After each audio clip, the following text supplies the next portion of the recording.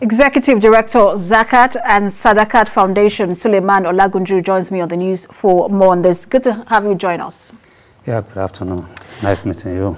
So we spoke to Mrs. Foluke Adeboko earlier. She's also a chief executive of one of a foundation who attends to widows. Yeah. And she seems to think that we do not understand this issue, that even the United Nations doesn't have a basic understanding of the challenges that widows go through, as evidenced by the recycling of themes for every year. You have been dealing with widows for a while. So talk to us about the basic challenges that widows go through. Yeah, thank you. The issues that widows are facing are many. And as such, it's really difficult to sit down in one place and come up with all the challenges. Some of these challenges ranges from the fact that the husband is no more there, either though he's been the breadwinner.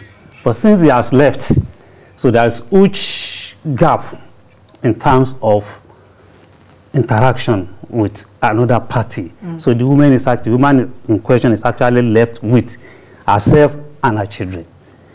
In many cases, the family when the husband was there, they were always around, they will disappear. So this woman is actually left with her problem. Socially, interaction, there will not be anybody. So a lot of things are going on.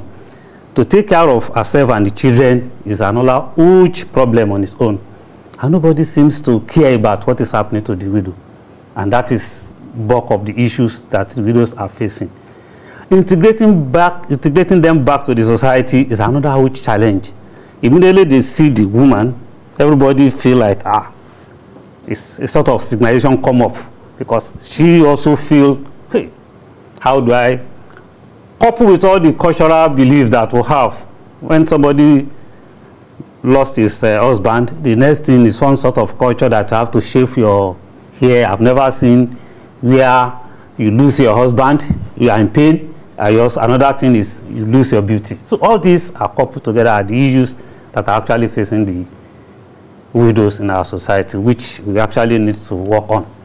Absolutely. And you know, when you talked about stigmatization for widows, and I'm sure there are people who are listening right now and wondering, why would he say we're stigmatizing widows? We have empathy on them. Sometimes, you know, empathy or sympathy in codes can become stigmatization. When you see a widow, the first thing that comes to your mind is, oh, she's a widow and not a human being. That itself could also be stigmatization.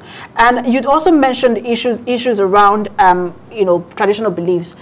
One would think that some of those traditional beliefs have been taken care of in this modern day. Talk to us about some of those traditional beliefs that are still in existence today that are harmful to widows. We still have a lot. There are situations in Nigeria that once the husband is gone, the whole property belonging to the husband is taken over completely from the woman and is inherited by the brother of the deceased. So what's going to happen to the woman? Where is she going to get anything to take care of her issues, her own children, as well as so many things that she has to do? That thing are still there. When a woman lost the husband, there is still issue of a cultural thing that you must come. There are some ritual that we must still perform on you. If you don't do it, you are likely going to die. All these are still there. Despite all the noise that we are making about this, all those problems are still there. And the problem of employment are even there for widows. Many of them don't have anything to, before, some of them are not even working. Now the husband is gone. He has to start working.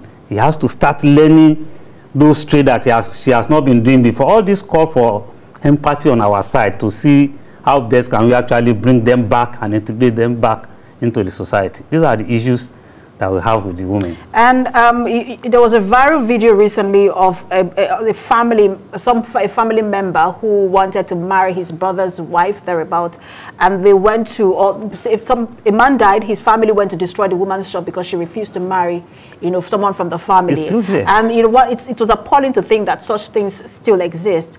But you talked very interestingly about work for widows. Exactly. When a man dies, the woman has to take care of, you know, the family. Exactly. She has to do the job of two persons. Exactly. So it means that she's stifling. For those who are working, you have to put in much attention at work and much attention at home. What can workplaces do? What can organizations do to ensure that, you know, there is some sort of ease of work for widows who have to balance that home and work life experience? There are a whole lot that companies can do. The starting point about those who are working in the offices is they should give them sort of opportunity to come at convenience, looking at their circumstances, because it's not all the time that they will feel like working. So they can actually allow them to work from their homes instead of necessarily coming to the office to come and work, unless there are no such opportunity. But I think these are the kind of things that the offices can put in place. The offices can come up, you know, most of the offices, most of the companies have social responsibility that they use in taking care of their environment. At this point in time, somebody who has been working for you, this is the time that she deserves all social responsibility you can carry on her, so on her in particular. So this is the time that this should come up with a flexible package for her, so that she can still be working without work affecting her home, because she has double responsibility, her office as well as her home. Absolutely. In case of those who are not working in offices, like what we are dealing with Zakat and Sadaqat Foundation, is to start, the first thing is to see how can we encourage them to go and learn one thing or the other. And after that, we look at how do we empower them such that it's not going to take them far away from their children, because their primary focus after losing the husband is how will my children grow up? How will they become part of the larger society?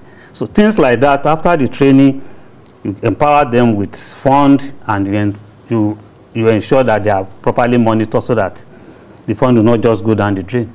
Absolutely. And I hope that, you know, everyone listening, and we will begin to see this as a social responsibility, like you mentioned, you know, pay attention to the needs of widows, whether from the government level and just general individuals as well.